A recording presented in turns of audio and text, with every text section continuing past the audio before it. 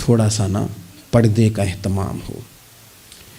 میں کوئی تنقید نہیں کرتا، طنز نہیں کرتا، چونکہ ہماری بہنیں مائیں بیٹیاں ہوتی ہیں، ہم نہیں انہیں سمجھانا ہے، ان کو ذرا سمجھائیں، ان کو یہ بتائیں کہ قیمتی چیزیں جو ہوتی ہیں وہ پردوں میں ہوتی ہیں۔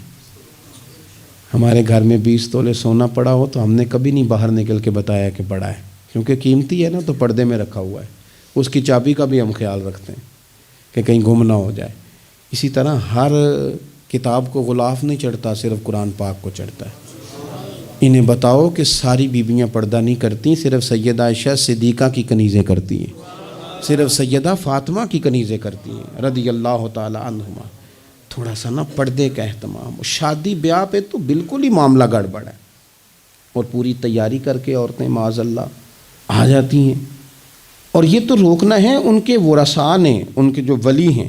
عورت نے جو بناؤ سنگار کرنا ہے وہ تو گھر میں اپنے خامد کو دکھانے کو کرنا ہے، تو وہ گھر میں کرے جب اس کو ضرورت ہو، لیکن اس طرح سے لے کر کے اس کو بیاہ میں جانا، شادی میں جانا، مہندی کی تقریب میں جانا، یہ نہ عقلاً ٹھیک ہے، نہ نقلاً ٹھیک ہے، نہ تہذیب کے طور پر ٹھیک ہے، نہ سوسائٹی میں مہذب لوگ اس طرح کا کوئی کام کرتے ہیں۔ سنو، نبی پاک صلی اللہ تعالیٰ علیہ وسلم نے ارشاد فرمایا، شرک کے بعد جو سب سے بڑا گناہ ہے وہ بدکاری ہے، بے حیائی ہے۔